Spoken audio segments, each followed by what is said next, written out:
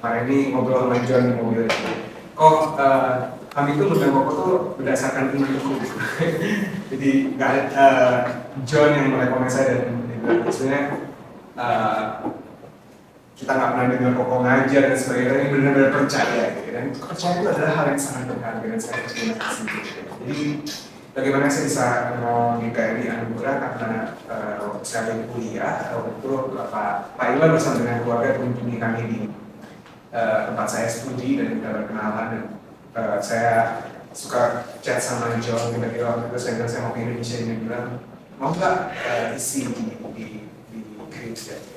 Saya sangat berterima kasih untuk percayaannya, terima kasih Ferdi yang juga mempercayakan ini karena pengajaran itu penting. Jadi kalau orang dikasih kesempatan mengajar begini itu kepercayaan yang sangat berharga. Saya bersyukur.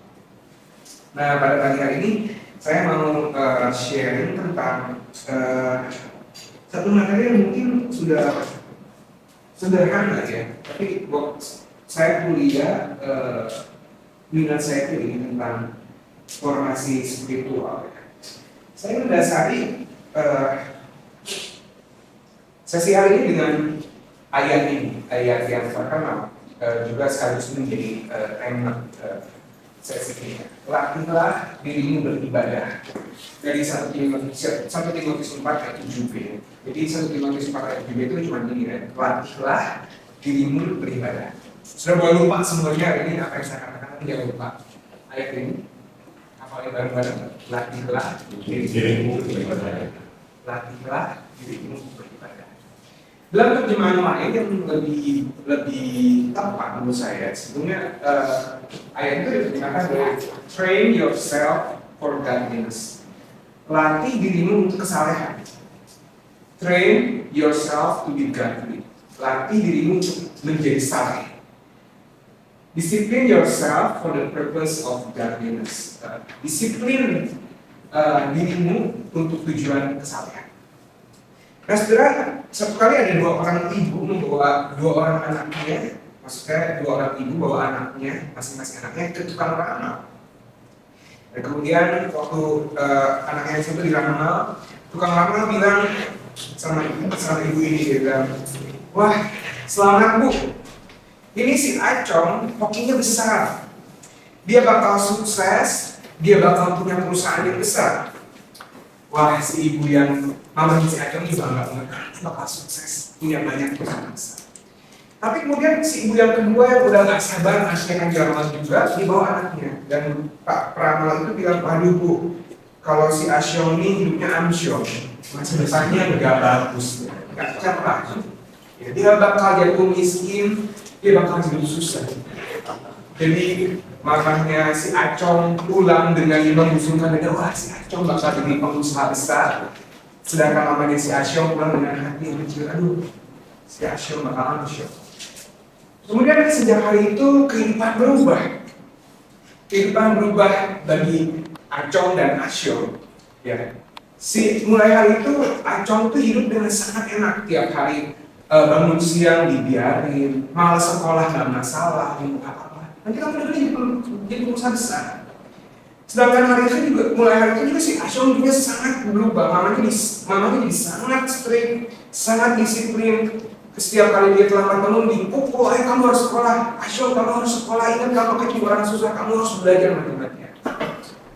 Singkat cerita, mereka tumbuh besar, kemudian sudah bisa tahu, bisa menebak kira-kira cerita ini artinya bagaimana. Siapa yang jadi pengusaha besar? Siapa yang miskin? Saudara, saya bukan sedang ngomong sudah boleh ke tukang ramal, itu tidak boleh. Itu sangat bertentangan dengan firman Tuhan. Kita tidak boleh kita berhubungan dengan masalah okultisme. Tapi poin saya adalah segala sesuatu perlu diusahakan. Segala sesuatu perlu diusahakan, segala sesuatu perlu ada energi, ada usaha yang dilakukan. Termasuk juga dalam hal rohanian, saudara. Termasuk dalam rohanian. Walaupun dalam konteks yang kita bahas, walaupun seorang punya karunia bisnis, punya kehebatan, punya talenta dalam hal bisnis, tapi kalau nggak ada usaha, kalau nggak dikembangin, percuma. rekan kasih. Kalau anak lahir dari kecil punya bakat main piano yang bagus, tapi nggak pernah dilatih, juga nggak akan berhasil. So demikian juga dengan hal kerohanian, sudah. Kerohanian itu perlu dilatih, perlu diusahakan. Banyak orang di situ berpikir kayak begini. Toh Alkitab udah bilang kalau saya percaya Yesus, saya pasti masuk surga. Ini ngapain lah jadi orang Kristen yang fanatik?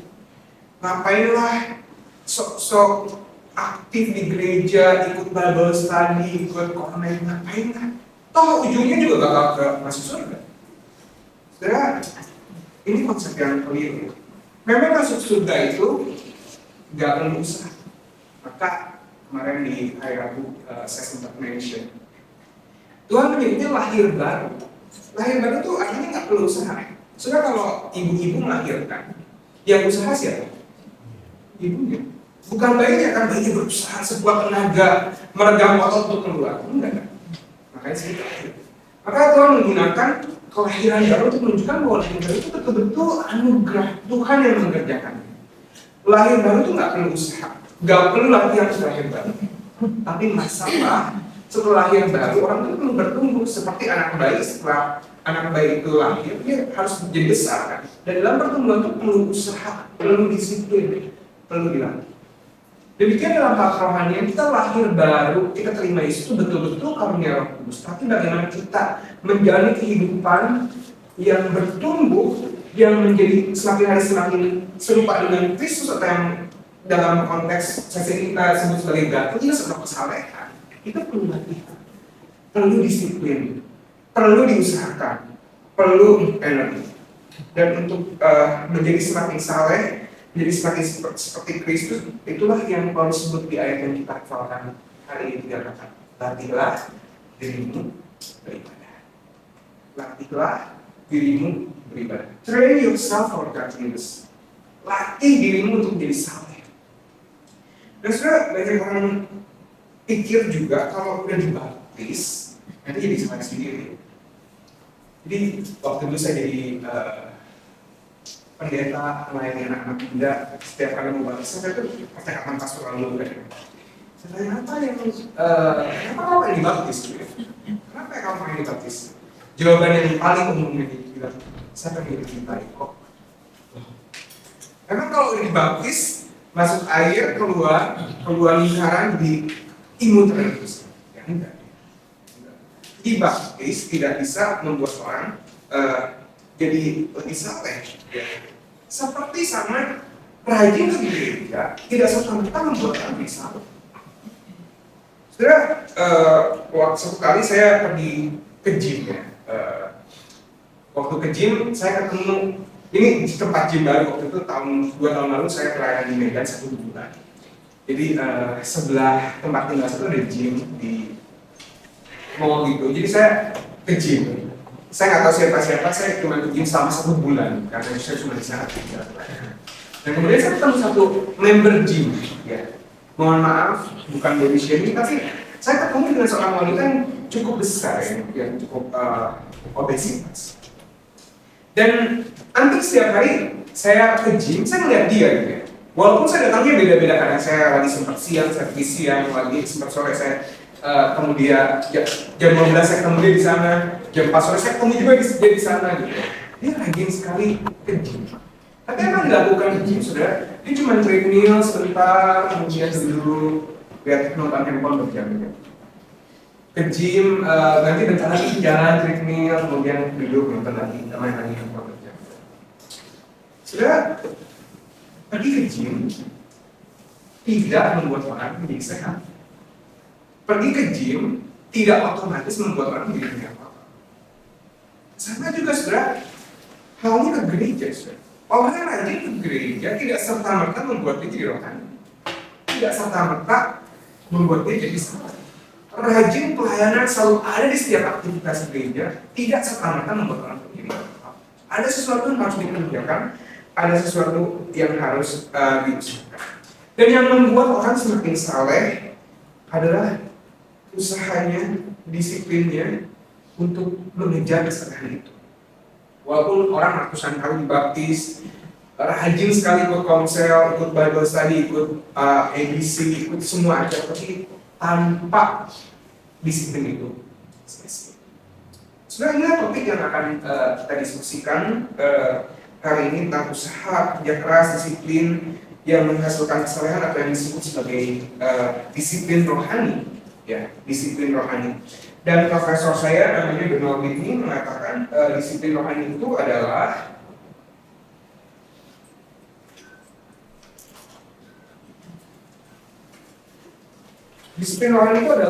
praktik-praktik yang bisa ditemukan dalam Alkitab untuk meningkatkan pertumbuhan rohani orang percaya. Perhatikan, praktik-praktik yang ditemukan saya garis bawahi dalam Alkitab. Artinya nggak dalam Alkitab, saya tidak menyarankan. Seperti kalau yang pernah dilihatkan kemarin, saya lebih setuju dengan yang lebih aman itu apa yang ditunjukkan Alkitab, yang tidak seperti yoga dan sebagainya tidak ada dalam Alkitab, bisa tidak merekomendasikan. Jadi disiplin rohani adalah praktik-praktik yang bisa ditemukan dalam Alkitab untuk meningkatkan pertumbuhan rohani kita. Dan Donald ini mengemukakan bahwa dalam disiplin rohani ini bisa dikategorikan ke dalam dua, ya, ke dalam dua kategori.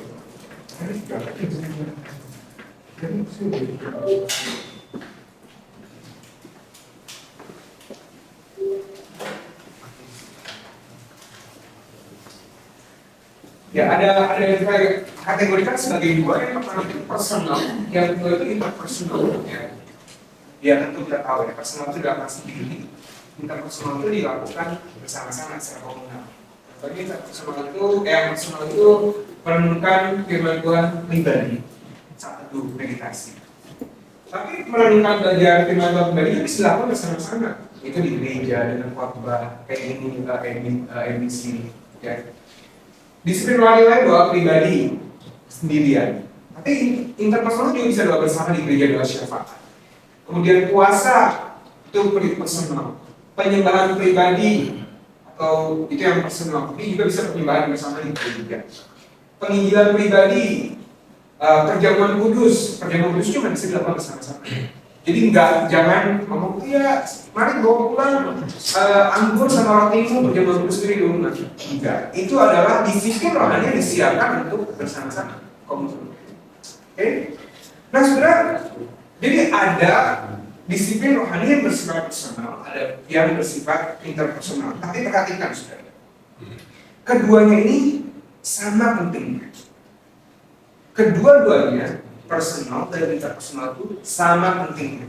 Jadi nggak ada yang lebih penting salah satu. Jadi nggak bisa ngomong gini. Yang penting kan saya rajin saat teduh di rumah. Yang penting kan saya rajin penyembahan pribadi di rumah. Jadi kalau saya nggak ke gereja, no problem. Kan saya udah baca firman, saya udah baca firman di rumah, saya nonton YouTube di rumah. Kenapa masih harus ke gereja? Nggak bisa. Ya, jadi kita nggak bisa ngomong yang penting, yang personal udah oke, jadi nggak boleh yang interpersonal. Juga sebaliknya kita nggak bisa ngomong gini, kan saya udah sering dengar khotbah, ngapain sih di rumah harus baca Alkitab, ngapain saya harus ada? Oke? Jadi dua-duanya sama penting. Kita nggak bisa ngomong saya nggak butuh salah, saya cuma butuh satu. Nah, saudara, kita akan masuk lebih jauh satu topik tentang disiplin rohani. Tapi sebelumnya saya ingin menunjukkan ada bahaya yang mengancam. Ya, ini semua kebanyakan materi ini saya pelajari dari profesor spiritualitas saya di kampus saya, namanya Donald Whitney. Kalau saudara tertarik, ada buku yang sudah diterjemahkan ke bahasa Indonesia, judulnya 10 Tanda Kesehatan Rohani. Itu buku yang sangat bagus. Saudara tertarik untuk baca buku itu. Sebenarnya buku yang paling bestseller sebelumnya buku dia itu tentang disiplin rohani, tapi belum terjemahkan ke dalam bahasa Indonesia. Jadi kalau saudara cari mungkin di Amazon, Kindle, mungkin saudara bisa menemukan itu buku yang sangat baik. Nah, saudara, bahaya yang mengancam kalau orang tidak melakukan disiplin rohani. Yang pertama, hidupnya itu tidak bisa berbuah secara maksimal. Jadi orang Kristen sih, tapi hidupnya nggak berbuah. Jadi orang Kristen sih, tapi tidak jadi berkat, nggak bertumbuh. Dan bahaya yang lain itu orang yang tidak melakukan disiplin rohani itu tidak bisa menikmati sukacita yang diperoleh dari relasi yang mendalam dengan Tuhan. Jadi kayak Kristen kayak gak ada bedanya ya. Maksudnya kalau saudara sungguh-sungguh dekat dengan Tuhan tuh hidup saudara itu damai, hidup saudara itu penuh sukacita. Masalah sama, tapi kita tuh bisa menikmati kehidupan yang aman dalam lindungan Tuhan, kehidupan yang penuh sukacita, itu cuma bisa didapat dari relasi dengan Tuhan. Ya. Bahaya lain yang mengancam kalau kita nggak disiplin rohani adalah jadi pelaku dosa. Saya juga kemarin sempat bahas di Connect karena ini banyak yang kemarin sampai di Connect masih ingat apa 3 musuh kita? Setan, kedagingan, godaan dosa. Setan, kedagingan, godaan dosa. 3 hal musuh kita. Dan yang paling sering kali jadi masalah sebenarnya apa? Kedagingan. Setan itu dengan berbagai cara menipu dan sebagainya dengan memberi godaan dosa, memberi godaan. Tapi sebenarnya masalahnya gimana seringkali? Masalahnya itu di diri kita, kedagingan kita yang nggak bisa handle. Coba kalau kita latih diri kita, seperti saya melatih diri saya untuk berkata tidak pada lister, maka tadi malam saya cuma makan secuil lister dengan anak muda. Saya berlatih sehingga dari hal kecil.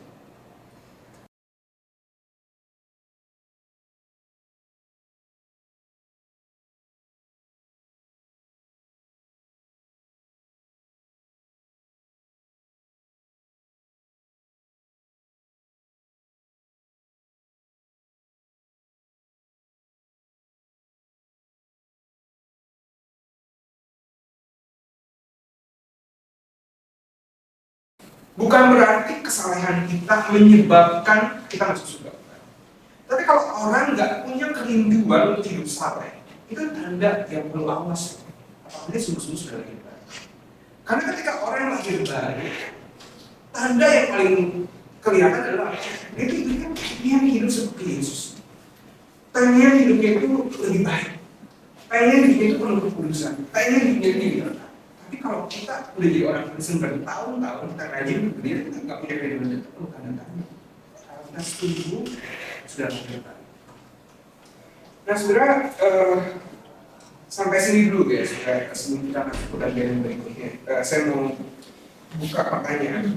Jadi sebelum saya buka sesi pertanyaan ke sini, kesimpulan utama dari bagian pertama ini, saya cuma mau ngomong begini sih. Disiplin rohani itu baik yang personal atau yang interpersonal itu penting sekali, tidak bisa absen dari kehidupan. Itu intinya yang saya bahas di bagian pertama. Disiplin rohani baik yang personal atau interpersonal itu nggak bisa absen, nggak bisa nggak ada orang percaya. Jadi jangan ngomong, ya saya kan udah gereja, jadi saya nggak perlu saat teduh, nggak bisa. Juga pada sebaliknya, saya pada saat teduh nggak apa-apa, nggak bergereja. Tiap minggu pindah-pindah gereja, gereja A, gereja B, gereja C, nggak bisa. Dua-duanya penting dan dua-duanya nggak bisa absen dalam kehidupan. Oke, ada pertanyaan?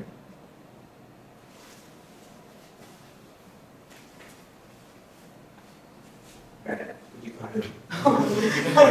Banyak pendapat nih. Mungkin ada baiknya yang sama tadi di display supaya orang tahu apa yang ceritanya ini. Dari Aceh ke Asyong itu.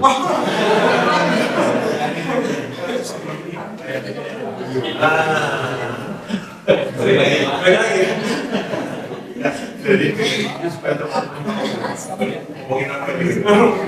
Kita tadi ngomongin tentang rohanian itu perlu diusahakan. Nggak ada sesuatu yang otomatis. Gak ada orang yang tiba-tiba lahir di saleh. Semua perlu diusahakan. Kalau sudah melihat orang kok salah banget ya, pasti dari lahirnya orang tuanya baik, genetiknya baik kan. Orang jadi saleh, jadi cinta itu karena dilatih, karena melatih dia itu.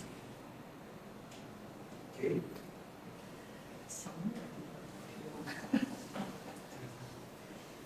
Mungkin rasionya. Terima kasih, sangat menarik. Nanti dalam kelompok sih acara nasional. Oke ya, kita lanjut dulu deh ya.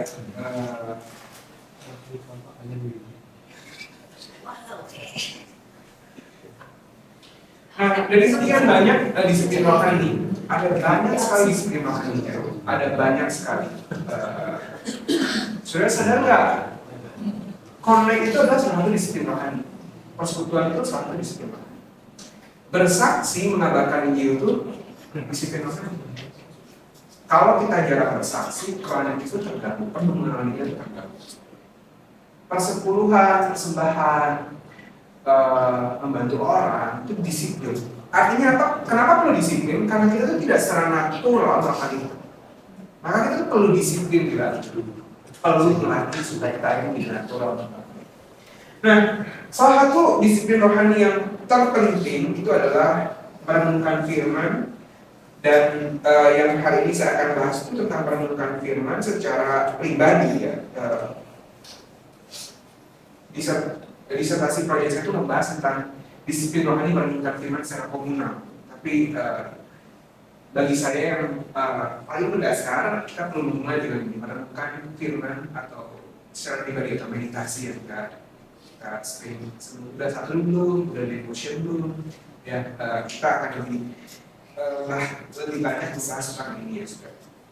Sudah seperti yang saya sebutkan tadi, disiplin atau merenungkan firman atau pribadi yang sering disebut saat dulu meditasi ini, merenungkan firman itu dilakukan sendiri atau bersama-sama.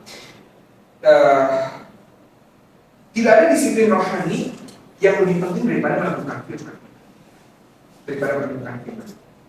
Jangan salah. Jangan bingung, tadi saya bilang baik personal maupun interpersonal itu penting sama-sama penting. Tapi baik personal ataupun interpersonal, disiplin rohani yang penting personal dan interpersonal itu adalah merenungkan firman.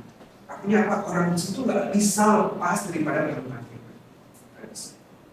Jadi firman itu nggak bisa digantikan dengan pengalaman. Contohnya pengalaman itu baik ya.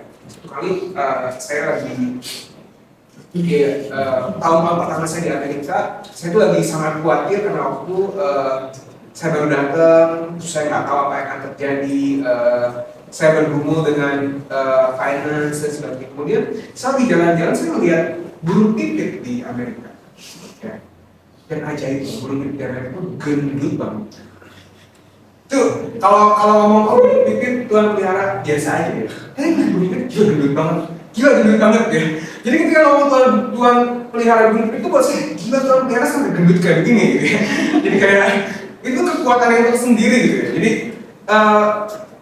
Tuhan bisa bicara melalui itu bisa. Tapi yang jauh lebih penting daripada pemahaman adalah firman. Kita nggak bisa hidup cuma dengan ilustrasi, dengan inspirasi, dengan cerita. Itu hanya memperkaya, itu bukan mes. Jadi saya nggak bisa khotbah saya itu isinya tentang burung pipit. Tapi saya harus khotbah tentang firman, karena firman itu adalah hal yang paling penting dalam iman kita. Seperti apa yang dikatakan Paulus dalam Roma 10:13, iman itu timbul dari pendengaran, dan pendengaran itu dari firman Kristus, dari Injil. Nah saudara, ini berarti kalau tidak ada firman, maka kerohanian seorang itu akan sekarat, akan tidak bisa bertahan, akan kering, ya, akan kekurangan gizi, saudara.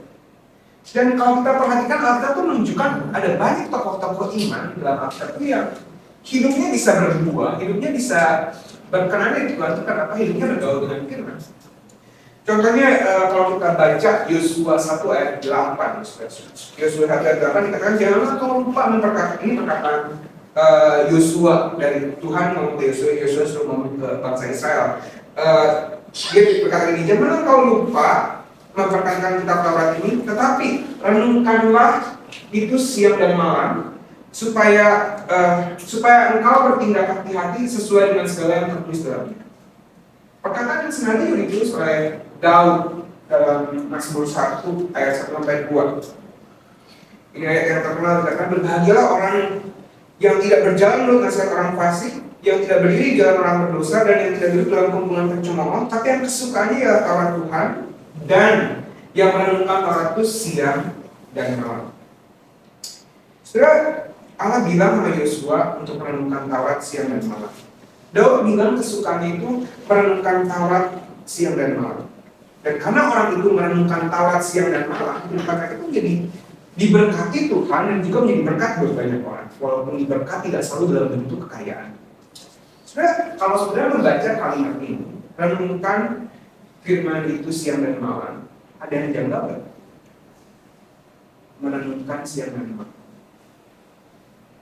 Kalau saya baca agak janggal, gak ada kerjaan. Yosua kerjanya tiap hari baca Alkitab dari pagi sampai malam. Daud raja, emang dia gak ada kerjaan. Itu gimana dengan peranan semua kerja cuma baca Alkitab dari pagi sampai malam. Gak bosan gitu baca Alkitab dari pagi sampai malam. Janggal. Jadi seringkali yang membuat kita melewatkan ayat ini, ayatnya cuma kayak metafora itu disuruh baca Alkitab. Enggak, sebenarnya ini maksudnya ada maknanya sangat mendalam. Merenungkan Taurat siang dan malam. Nah, merenungkan Taurat siang dan malam itu artinya meditasi. Maksudnya perlu perhatikan ada perbedaan antara meditasi dalam kekristenan dan meditasi di luar kekristenan. Yang paling membedakan meditasi di dalam kekristenan dan meditasi di luar kekristenan itu adalah mengenai kalau meditasi di luar kekristenan itu artinya mengosongkan pikiran. Dia mengikuti ritme nafas, kemudian lepaskan, jangan pikir apa-apa. Kalau yang pikiran yang mulai muncul, kamu lepaskan. Mengosongkan pikiran untuk merasakan damai. Itu meditasi di luar kekristenan. Tapi sebaliknya meditasi di dalam kekristenan itu artinya apa? Memasukkan sesuatu justru. Memasukkan sesuatu dalam pikiran kita, memasukkan apa? Dengan Tuhan. Jadi mengambil waktu tenang, gak mikir yang lain, kemudian mulai baca, masukin, dan di bagian itu. Nah, saudara, dalam konteks Yosua dan Daud, saudara, yang tadi kita bahas, yang di awal itu merenungkan siang dan malam. Meditasi itu artinya membiarkan firman itu masuk, dan kemudian membiarkan firman itu menjadi bagian dari hidup. Merenungkan Taurat siang dan malam ini bukan berarti mereka pegang Alkitab dari pagi sampai malam baca, bukan saudara. Tapi membaca, mempelajari, dan kemudian meresapi, dan kemudian menjadikan apa yang dia renungkan itu menjadi bagian dari kehidupannya. Sebenarnya contohnya begini, ini saya mengambil contoh yang super ekstrim ya saudara. Ini ekstrim, jangan nggak ada ya, ini omong kosong, ini saya cuma contoh ilustrasi. Contohnya begini, misalnya saudara Yosua hari itu, pagi itu baca Taurat. Dia merenungkan hukum yang pertama. Jangan ada Allah lain di depan. Kan zaman Yosua belum ada Alkitab secara utuh seperti kita hari ini. Dia cuma merenungkan Taurat Musa dan 10 hukum, dan kemudian dia membaca hukum yang pertama. Jangan ada Allah lain di depan. Kemudian pagi itu, sekali lagi omong kosong ini ngawur ya, jangan bilang di Alkitab itu nggak ada cerita ini, saya create supaya kita tuh bisa maksud saya itu ngerti maksud saya. Dan pagi itu Yosua merenung jangan ada Allah lain di depan. Ya Allah lain di depan. Kekayaan. Kemudian mulai Yosua mikir, kayaknya Allah lain di depan itu kayaknya berharap saya itu bisa jadi relasi. Itu sangat mengidolakan relasi. Saya itu sangat mengidolakan penerima. Kalau pagi hari itu kayak itu mendapat pesan dari Jakarta itu bagi saya Allah yang relasi itu adalah penerima. Jadi jangan sampai itu menjadi Allah. Selesai meditasi, hari itu dia menjalani tugasnya sebagai seorang pemimpin Israel yang menghakimi orang, ada kasus di mana dan sebagainya. Sampai di satu titik dia tuh bertemu dengan satu situasi di mana rekan kerjanya penatua Israel itu yang sangat-sangat dia hormati, rasanya sangat dekat, tapi melakukan kesalahan. Dan kemudian dia mau negur, tapi jangan nanti kalau saya negur, nanti rasanya rusak. Itu sudah yang hati-hati bagi penatuannya ngomong. Dengan hal lain lanjut saya itu jelas. Dia punya pilihan. Kalau kapan itu dia tidak merenungkan firman dan tidak membiarkan firman itu hidup dalam dirinya, mungkin dia akan melakukan itu deh. Besok aja. Tapi karena dia begitu merenungkan firman dan menjadikan firman itu bagian dari dirinya, akhirnya itu mengusahakan supaya enggak. Saya itu nggak boleh dikuasai oleh perasaan saya. Saya itu harus ngomong. Dan akhirnya karena dia merenungkan itu, dia ngomong sama pengakuan walaupun gak enak, walaupun sudah sorry. Sekali lagi saudara, ini nggak ada dalam Alkitab. Tapi ini idenya yang saya ngomong, ide-idenya yang saya ngomong. Jadi yang dimaksud dengan merenungkan tawasiah dan maut itu, jadi kita sudah merenungkan dan membiarkan kesatu itu betul mempengaruhi kita. Nah, saya mau sharing pengalaman saya, saudara. Satu hari, saya tuh merenungkan, satu pagi di saat itu saya tuh merenungkan kejadian 1 ayat 27. Maka Allah menciptakan manusia itu menurut gambarnya, menurut gambar Allah jadikannya laki-laki, perempuan, dan diciptakan mereka. Saya merenungkan bagian itu dan dalam perenungan itu saya belajar bahwa manusia itu imago Dei, gambar dan rupa ciptaan Allah. Dan saya merenungkan itu, kalau setiap manusia itu gambar dan rupa Allah, maka seharusnya itu memperlakukan mereka seperti gambar dan rupa Allah. Ya. Gak bisa dibedain ini orang kaya, ini orang miskin, ini kulit hitam, kulit putih, ini orang terpelajar, nggak terpelajar, ini orang menyenangkan, tidak menyenangkan, gak bisa. Semua itu makhluk itu. Allah menciptakan manusia itu sebagai gambar dan rupa. Sudah, gambar dan rupa itu saya bayangkan itu seperti foto, seperti foto. Dalam foto itu bukan orangnya. Ya, kalau kita zaman dulu kan foto masih dicetak sekarang di handphone. Misalnya ada cetak foto, misalnya foto orang tua kita misalnya. Foto itu bukan orang tua kita. Tapi walaupun foto itu bukan orang tua kita, tapi dalam foto itu ada dignity-nya, bukan? Sehingga ketika kalau ada orang lihat foto orang tua kita, dia ambil, dia injak-injak, tersinggung lagi. Padahal itu bukan orang tua kita, ya enggak? Tapi walaupun cuma foto, itu ada dignity-nya. Nah, sudah perhatikan imago Dei, kita itu gambar dan rupa Allah. Dan walaupun kita bukan Allah, perhatikan, kita tuh gambar dan rupa Allah. Kita bukan Allah, kita gambaran Allah. Kita representasi. Kalau orang lihat itu harusnya melihat Allah. Itu gambar Allah. Walaupun kita bukan Allah, tapi kita punya dignity-nya Allah. Sehingga ketika kita memperlakukan manusia seperti tidak baik, itu kita sedang merusak dirinya. Oke, jadi pagi itu saya merenungkan itu. Dan kemudian setelah selesai 1 pagi melakukan aktivitas siangnya saya bekerja sudah. Sekedar info, saya itu bekerja di restoran di kampus. Saya jadi pelayan restoran, saya melayani tamu dan karena restoran kampus, jadi biasanya yang datang tuh kira-kira kebanyakan mahasiswa dan orang-orang yang mungkin lebih sering ketemu karena mahasiswa ya hampir setiap hari ketemu. Dan saya tuh punya satu orang pelanggan yang nyebelin banget. Mohon maaf, dia dari orang kulit hitam, kasar. Kalau orang kulit itu lebih sopan, apresiatif gitu ya. Itu kasar. Ini tadi itu kayak orang asem gitu ya. Orang kulit hitam saya nggak suka kan. Saya sebel banget. Dan waktu itu hari itu saya kerja di bagian grill, bikin burger gitu ya. Dan dia datang ke station saya gitu ya. Dan kalau ikutin kata hati saya sebel sama dia karena dari duluan sih yang nggak sopan gitu ya. Kayak nggak berperhitungan. Pagi hari itu saya sempat pikir apa? Dia ini gambar dan rupa Allah. Bagaimana kalau memperlakukan dia itu sama seperti orang yang mana? Maka dengan sengaja, bukan karena saya suka, tapi dengan sengaja saya mengusahakan mendisiplin saya melakukan dia dengan baik. Karena itu saya memaksa diri saya untuk melatih diri saya untuk memperlakukan dia bahkan lebih baik daripada pelanggan-pelanggan yang lain. Saya senyumin dia, saya kabar, kamu mau saya masak gimana? Saya ingat dengan sengaja saya membuat burger terbaik buat dia. Kenapa? Karena sangat saya. Tapi sudah.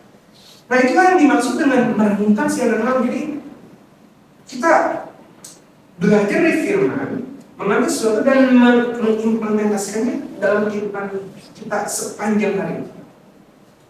Nah, sudah inilah dinamakan saat teduh, merenungkan firman secara pribadi. Ya, merenungkan firman secara pribadi itu bukan sekedar baca Alkitab, namun merenungkan. Baca Alkitab tidak serta-merta membuat orang menjadi saleh. Sama seperti gereja tidak serta-merta membuat orang menjadi saleh.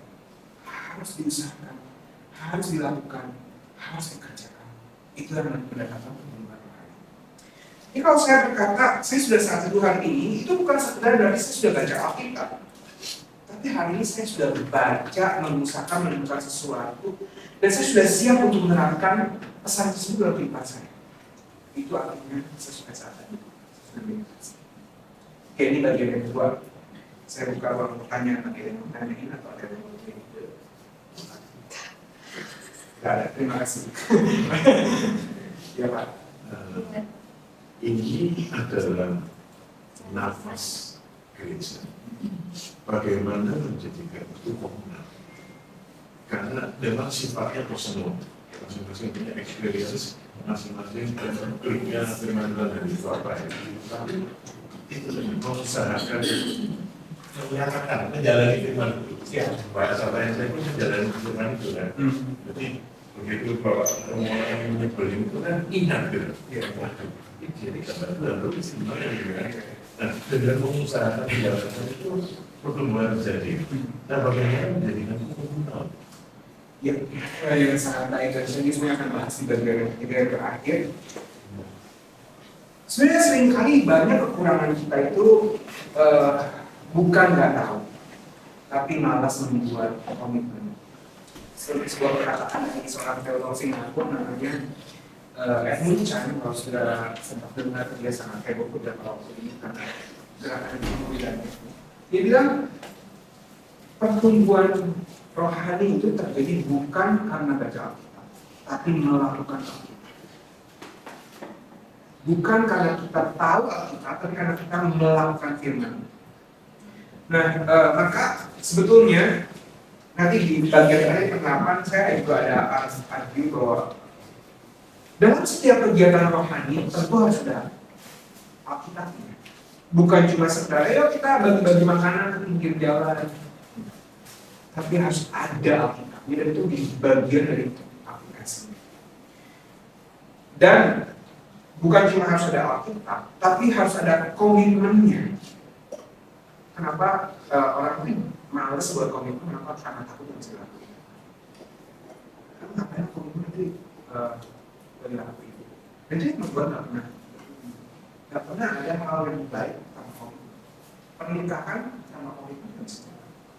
Kecil tanpa komitmen, sehari dua hari tidak. Dia diet, sehari dua hari tanpa komitmen. Jadi kalau mau sesuatu yang baik, selalu harus ada komitmen. Bukan ikutin perasaan, bukan ikutin keinginan, tapi komitmen. Walaupun saya nggak mau, walaupun saya sakit hati, saya nggak pernah.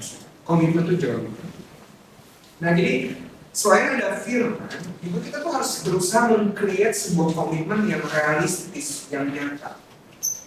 Kalau kita saat itu, kita harus ada sampai di titik, berarti bagian kita saya akan bahas lebih detail, sampai di titik ada komitmen realistis yang kita lakukan. Waktu dengan khotbah, kita sampai harus ada komitmen realistis yang kita lakukan. Maka kalau kemana-mana ngomongnya, saya menyarankan, saya lagi belajar tentang satu disiplin yang kedua, jurnal, mencatat khotbah. Itu selalu berusaha mencatat khotbah. Kenapa? Bukan supaya saya bisa baca khotbah. Terus itu supaya saya fokus, ya tulis dan hari saya mau ngapain gitu. Mau pengkhotbahnya bagus, mau pengkhotbahnya nggak bagus, mau pengkhotbahnya menyebutkan aplikasi yang harus dilakukan atau yang tidak, tapi kan saya mencatat, saya bisa jadi oke. Dalam konteks saya, dalam pertemuan saya hari ini, saya akan memberi uang makan siang saya untuk teman saya yang lagi susah. Realistis. Bukan saya akan belajar memberi, itu kan realistis. Kalau saya akan belajar mengasihi, itu kan realistis. Mengasihi siapa? Tapi yang menjadi realistis itu adalah saya akan belajar dari khotbah hari ini, Pak Febri khotbah tadi, saya akan belajar mengasihi orang yang saya nggak suka, yaitu teman saya yang suka kurang ajar ketika datang ke restoran. Realistis. Jadi harus sampai serealistis itu sehingga kita bisa lakukan, sehingga ada ukurannya, ada kalau dalam bahasa Indonesia ada KPI-nya, jadi ada standarnya, ya ini dilakukan ini, dilakukan ini. Nah kalau semua kayak begitu, sehingga kita tuh jadi sadar ya. Saya konsep saya kalau kita setiap minggu melakukan satu kebenaran aja di kota ini, maka setiap tahun kita melakukan 52 kebenaran. Saya ini nggak pernah itu kan cuma, oh ya kota ini terus sih kota ini untuk kota ini. Mendengar khotbah tidak membuat melakukan sih. Mungkin ini apa? Ada ya. Yang disampaikan kan sangat baik. Artinya bagaimana membaca firman Tuhan dan melakukan itu adalah sebuah dasar ya. Tetapi kalau misalnya diperbandingkan dengan orang yang menyatakan tentang jalan spiritualitas yang berbeda-beda. Karena ada teori yang lain yang menunjukkan bahwa tiap orang itu punya jalan spiritualitasnya. Ya, ada yang misalnya dengan berbuat khidmat, tetapi ada juga yang misalnya dengan melakukan perbuatan baik, misalnya gitu ya. Ini jalan spiritualitas yang bukan keselamatan ya. Lalu hal-hal yang lain bisa begitu ya. Nah, itu bagaimana mengkoneksikan ini supaya tidak salah dalam memahami itu. Saya berasumsi Pak Berdi ngomongin tentang ada satu buku jadi dalam buku Spiritualitas ya, kan gitu ya. Iya, jadi Spiritualitas ya. 6 ways to riches. Iya, yang ada kalau mentok ya yang ada akademi orang yang mengalami dengan rakas. Maka tadi saya sebenarnya pakai teorinya Donald ini ya. Yang pertama penting banget adalah bagi saya apa nih pertama disiplin rohani yang saya pikir paling aman adalah yang ada di lakukan kalau ngomongin intelektualitas ada nggak? Ya ada sih, Paulus kan nggak intelektual, jadi oke itu aman. Jadi pertama, kalau itu ada banyak sekali ya, apalagi kita orang timur tuh banyak sekali bentuk spiritualitas ya, banyak sekali yang oh iya kalau kamu meditasi kamu bisa mengalami ketenangan.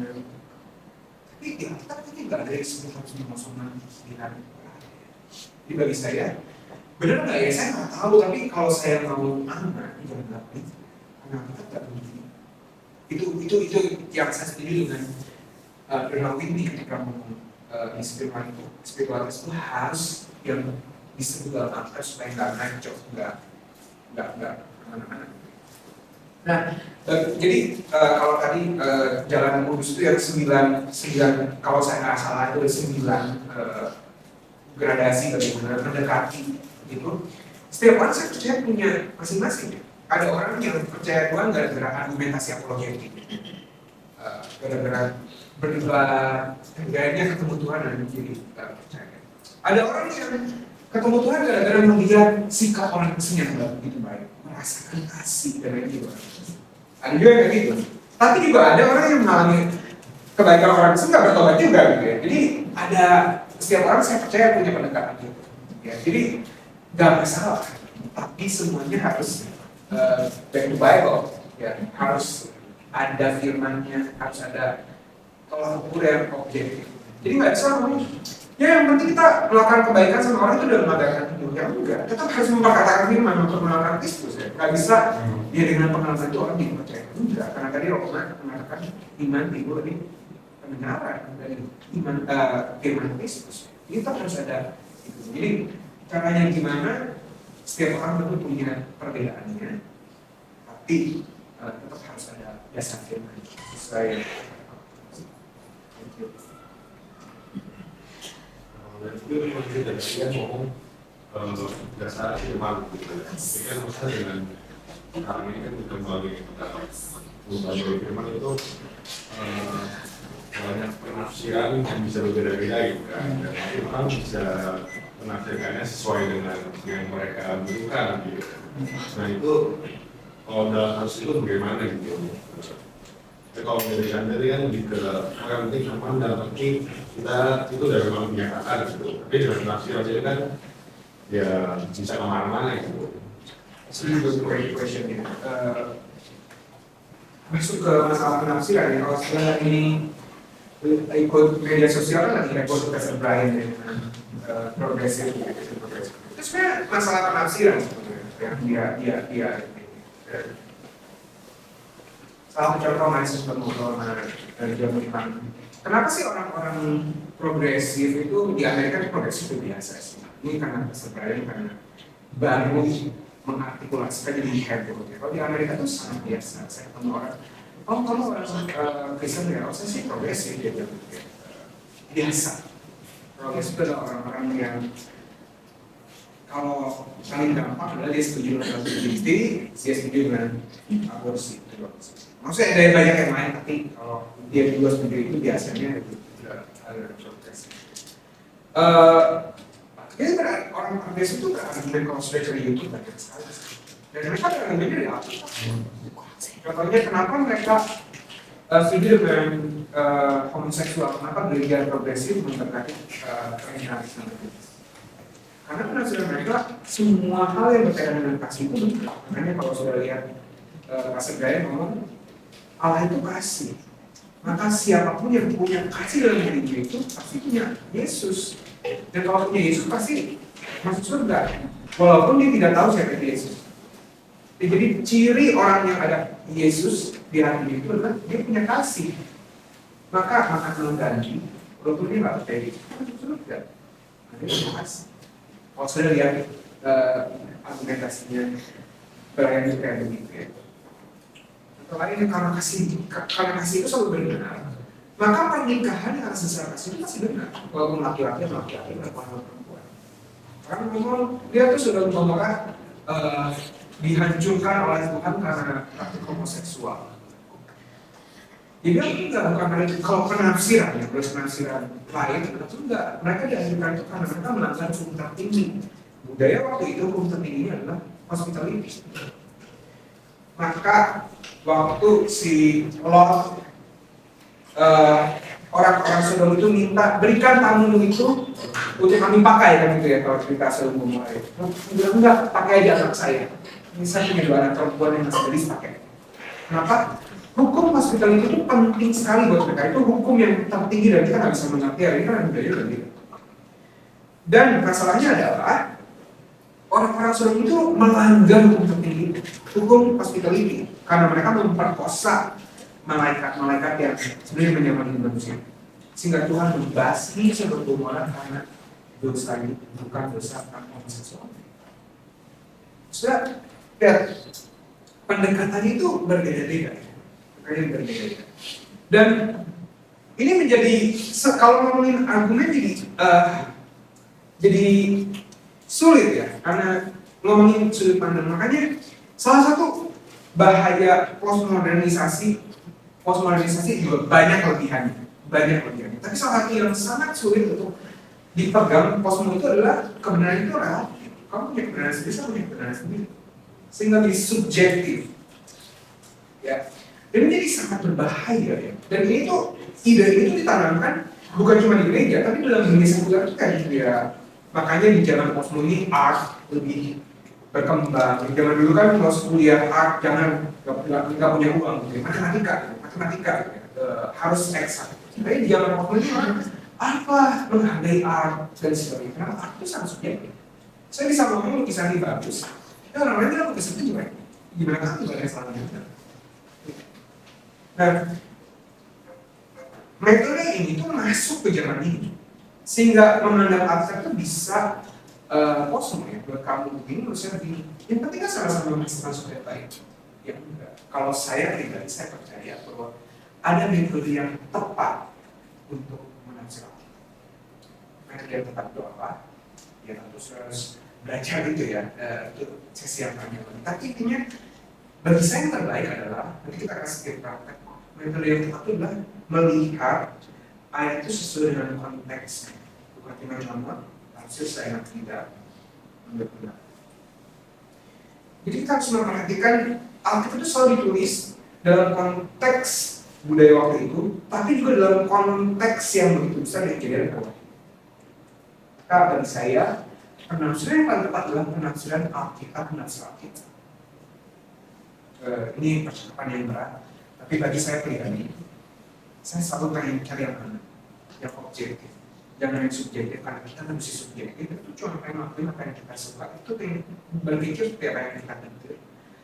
Jadi saya tuh di sini, saya tuh untuk objektif, lihat apa yang objektif.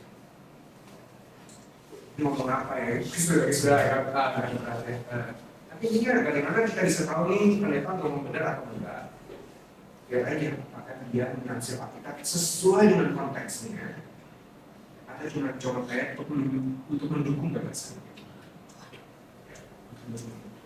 Mungkin pertanyaan kita karena ngomongin konteks ya, kita kan juga dengan di sini kan juga perlu pelajari konteks dalam misalnya sisi semuanya ataupun dalam enak ya. Tapi buat orang yang awam dalam ini nggak berniat untuk ikuti kelas seperti ini, kita mungkin apa yang bisa menjadi indikator bukan di konteks ini sebenarnya sesuai konteks dan sih misalnya. Itu sebenarnya akan dibahas di bagian itu, tapi good news buat saya adalah bagian kerja ini cuma sekedar lewat, bahas lebih jauh. Tapi bagaimana supaya orang Kristen itu bisa mengerti itu? Itulah sebabnya penting sekali khotbah hari Minggu itu. Khotbah hari Minggu itu mempresentasikan atau mengkhotbahkan sesuatu yang penting. Itu yang jadi tesis utama dalam disertasi saya. Khotbah hari Minggu yang setiap minggu jemaat adalah orang yang paling sangat mempengaruhi bagaimana cara jemaat berpikir. Contohnya mama saya itu tumbuh besar di gereja karismatik. Ya. Dia setiap minggu dengan khotbah, kalau lu nggak kasih perpuluhan itu susah. Tuhan halangi tingkat-tingkat. Kalau lu melakukan dosa, Tuhan akan kasih penderitaan untuk menegur kamu kembali. Setiap minggu dengarnya kayak begitu, maka dia akan mendekati Alkitab sebagai buku primbon supaya Tuhan gak marah. Maka dia setiap kali membaca Alkitab dia nggak rasa takut. Jangan-jangan saya belum melakukan ini, jangan-jangan saya belum melakukan itu sehingga nanti saya nggak didekati. Ini hal yang paling konyol. Waktu koko saya pertama kali kerja, koko saya itu nggak kasih persembahan sungguhnya. Sedangkan tetangga sebelah itu selalu menekankan harus persembahan sungguh, bla bla bla bla. Gaji pertama semua harus buat Tuhan. Saya itu enggak, dan mama saya tuh nih gaji kamu berapa waktu itu puluhan tahun lo 3 juta. Nih mama kasih 3 juta. Kasih persembahan sungguh ini ke Tuhan. Padahal sebenarnya bukan persembahan sungguh ya, uang mama dikasih ke dia. Tapi poinnya apa? Takut bener. Poinnya mamanya baik. Jadi takut. Sampai ini saya sering ribut sama dia mereka. Dia selalu mendekati firman itu dengan rasa takut. Contoh bagian B, mengkhotbahkan selalu mengenai apa itu sebagai wisdom, life hack. Ikutin firman maka kamu akan sukses. Kalau kamu begini bisa sama. Kamu ikutin prinsip manajemen keuangan yang akan akan baik. Jadi setiap kali melihat Alkitab itu ini apa yang bisa saya pelajari ya untuk kepentingan untuk saya bisa lebih sukses misalnya. Jadi setiap kali mendekati Alkitab tuh pikirannya secara nggak sadar kan dari mana? Dari khotbahnya setiap minggu khotbah seperti apa? Nah, kalau setiap minggu khotbah di gereja itu dalam tanda petik orang ini khotbah berat karena ngomongin Alkitab, ya nama gitu, ngomongin pekerjaan yang baru nanti bla bla bla. Maka memandang value Alkitab itu seperti itu. Maka yang saya mau ngomong adalah bagaimana kita, siapa yang kita dengar setiap minggu, siapa khotbah yang kita sering dengar di YouTube, itu akan sangat mempengaruhi bagaimana kita melakukan dalam satu pribadi, dalam mendengar khotbah, semua akan berpengaruh tanpa kita sadar. Akan berpengaruh tanpa kita sadar. Maka sangat berbahaya sekali kalau kita mendengar khotbah yang tidak aktif, karena akan mempengaruhi semuanya. Sedangkan tadi tesis saya adalah di awal kita bahas adalah firman Tuhan itu adalah dasar fondasi iman. Yang Paulus katakan iman itu muncul dari kebenaran, dari Injil. Maka seharusnya semua khotbah yang kita dengar adalah khotbah yang mengkhotbahkan Injil, bukan wisdom, walaupun itu baik-baik. Kan nggak ada wisdom yang bagian Paulus dulu ada. bukan juga tentang mendekati Tuhan dengan rasa takut. Tuhan itu transaksional, kalau kamu baik, Tuhan akan baik sama kamu. Kalau kamu kasih Tuhan akan balas kasih. Bagaimana kita banyak tahu dari pokok? Bagaimana kita tahu mengkoneksikan waktu dan pokok? Itu tesis disertasi saya. Jadi saya concern sekali dengan bagaimana gereja itu harus mulai memperhatikan pengkhotbah yang baik dalam gereja. Pengkhotbah yang baik itu tidak selalu komunikatif. Terus kan orang Indonesia itu sebenarnya pengkhotbah itu yang baik itu adalah yang komunikatif. Isinya kan itu sebuah yang penting lucu, yang penting seru, dan aktif, mereka smart. Isinya apa ya? Bisa disesuaikan. Baik tidak selalu komunikatif, tapi yang baik itu pasti benar. Maksudnya benar. Semakin kali pendeta yang kayak gitu semakin biasa. Karena biasanya pendeta yang benar itu meninggalkan. Itu ngomong apa sih? Ngomong apa? Saya mengalami sendiri boleh. Ya, silakan. Jadi memang kadang-kadang seringkali yang kalau saya lihat ya, perbedaan penafsiran itu terjadi karena seringkali orang itu berpikirnya eksegese bukan eksegese. Eksegese itu kita mengambil keluar. Jadi firman Tuhannya apa? Itu kita gali, kita ambil keluar. Tetapi seringkali orang yang tidak punya latar belakang teologi ya, yang tidak terbiasa berpikir eksegese, pemikirannya eksegese. Jadi sudah punya konsep dimasukin yang kita. Contohnya tadi itu tentang bagaimana Allah menghukum Sodom dan Gomora itu. Tadi apa yang dilakukan hospitality. Nah, kalau kita lihat teks aslinya, kan Tuhan dengan malaikat itu sudah datang pada Abraham, kan? Betul kan? Bahwa memberitahukan kepada Abraham bahwa Allah akan menghukum Sodom. Dengan apa? Karena kelakuan mereka, begitu. Nah, lalu karena mereka sudah berpikir bahwa ini bukan berbicara tentang homoseksual, lalu mereka memasukkan hospitality tadi, jadi mereka menganggap bahwa kesalahannya bukan pada itu, tapi pada ini, sehingga dihukumnya karena mereka melanggar itu padahal tidak. Memang mereka berdua itu datang menjumpai Lot untuk memberitahukan bahwa ini loh, Sodom dan Gomora sudah mau dihukum, ayo kamu pergi kan begitu kan.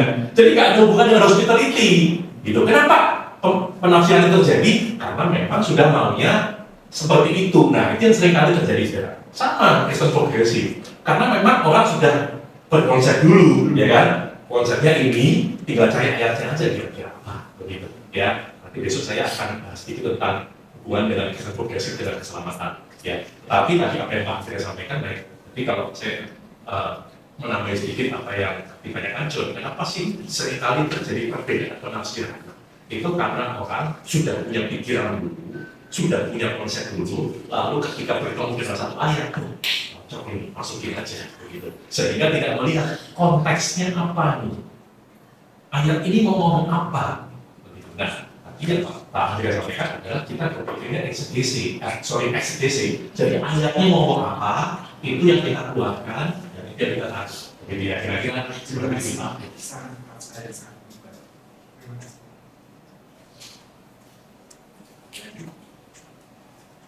Teman-teman yang lain silakan. Aku mau nambahin kayaknya kalau mau tahu benar atau enggak sukanya mesti ada alasan dulu kita bisa ngobrol tentang firman karena mungkin kalau yang kayak biasanya bagus atau apa dianggapnya itu tapi sebenarnya bukan yang baik gitu ya, itu kadang juga kita ngomongin firman ini mungkin apa ya kayak belum tentu ada alasan ngomongin firman gitu. Jadi kita alasan ngomongin firman ini membahas ini kan termasuk merenung bersama ya, dan itu mungkin biasanya kurang.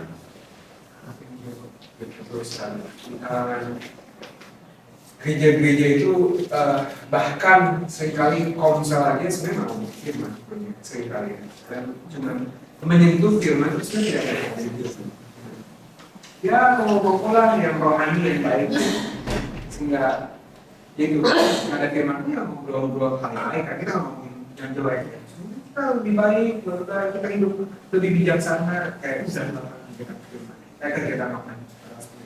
Jadi itu juga menjadi warning yang bagus. Kita harus mengevaluasi setiap kegiatan yang dilakukan ini itu ada firman juga. Kalau nggak ada, kita harus sudah pilih. Ya lakuin aja di LSM. Kenapa harus di gereja? Apa yang beda? Jadi, kalau kita gereja bagi sembako tanpa punya kerinduan membuat orang percaya Yesus, bukan gereja. Kenapa harus gereja?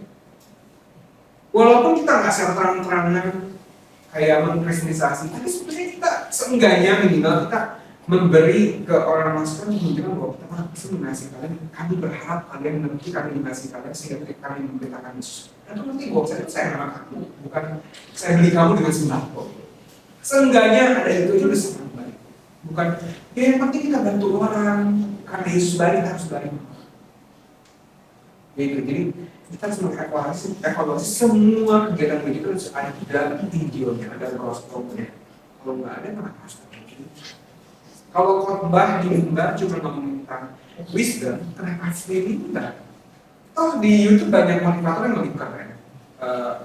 School of Life yang jauh di efisien, efektif ngomongin tentang manajemen kehidupan yang lebih baik. Kenapa harus beda itu? Jadi selalu sih main buat kita ya.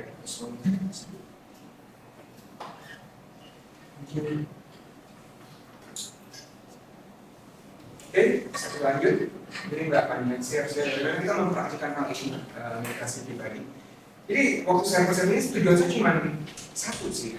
Pulang saat teduh, dan dia tahu saat teduh itu kayak apa dan saat teduh tahu saat teduh atau itu cuma baca Alkitab. By the way, baca Alkitab juga penting ya. Tapi yang jauh lebih penting bukan cuma baca, tapi merenungkan itu poinnya.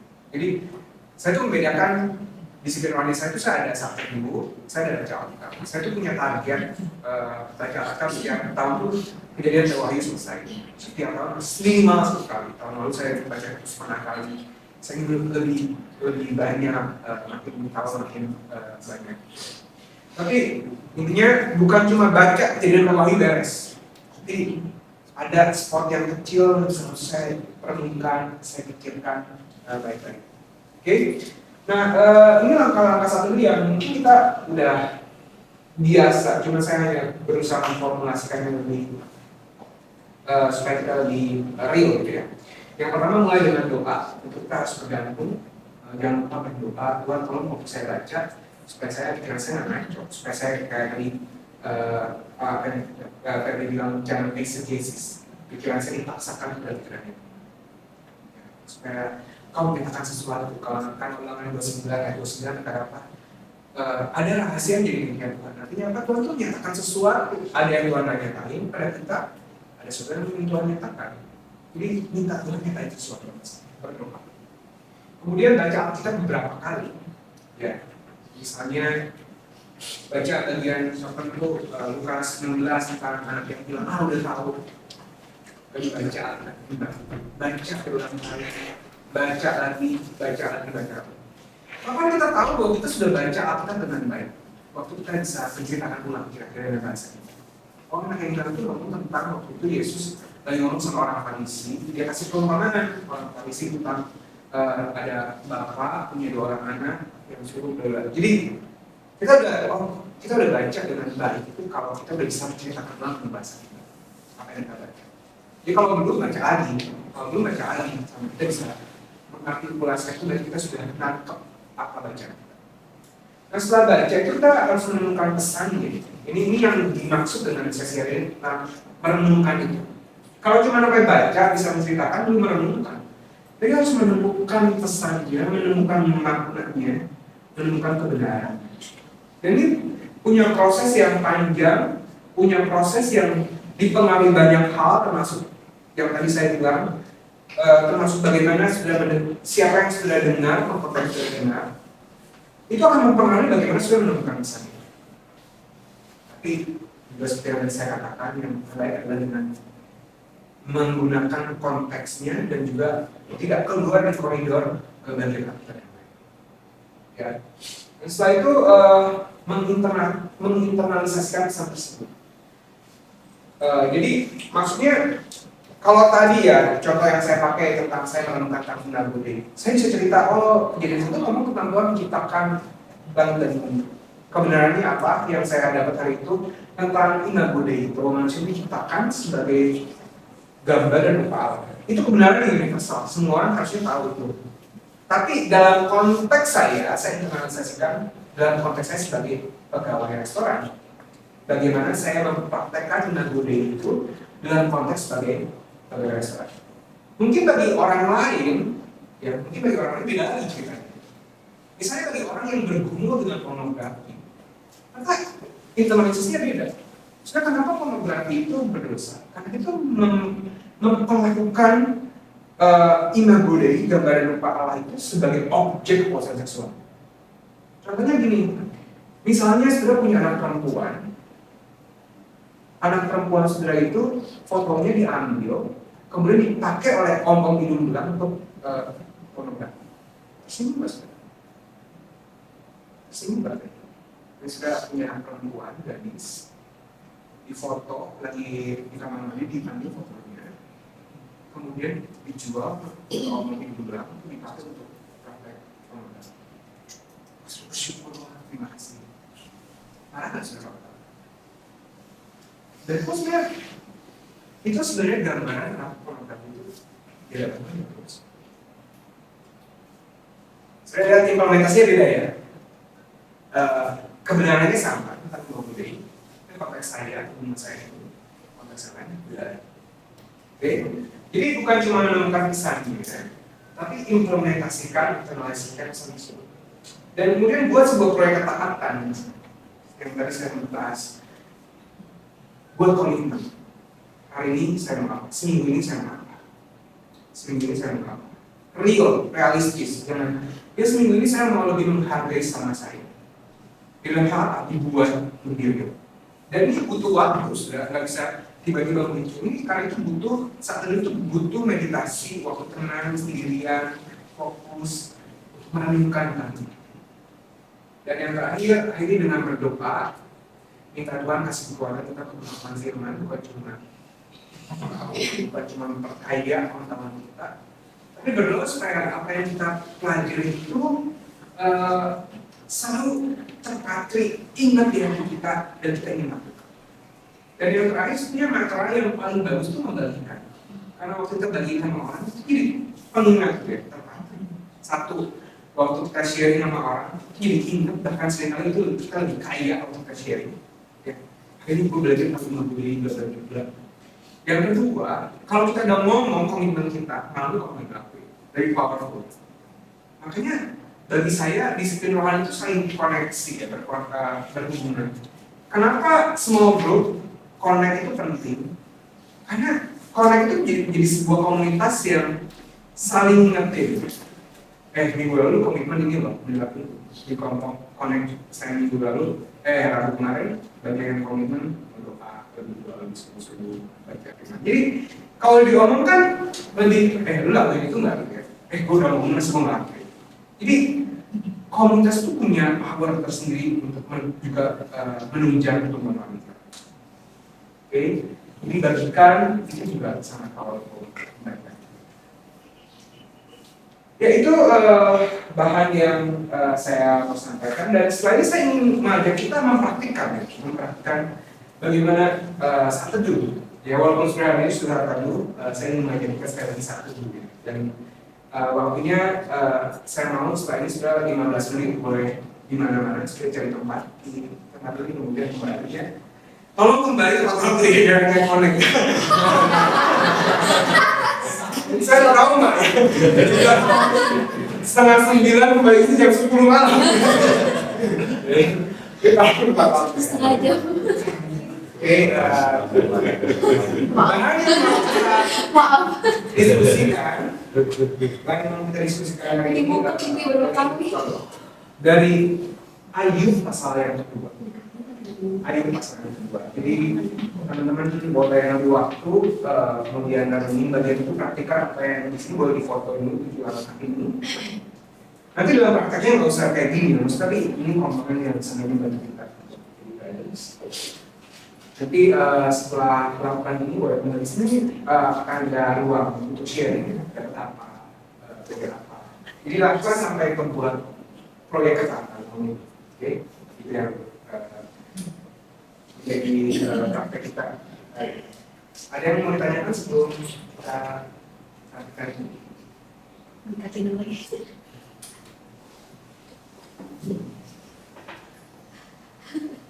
Oke, kalau nggak ada, silakan sudah boleh berani tempat. Jalannya jam sini. Ini langsung. Sampai jam 5 jam 9 kita akan melanjutkan. Cuma satu aja. Kok nggak pakai teks apa gitu langsung satu? Ayo, Ayo pasal 2. Ada di Ayo pasal 2. Ayo pasal. Pasal 2. Ini boleh di mana aja nih?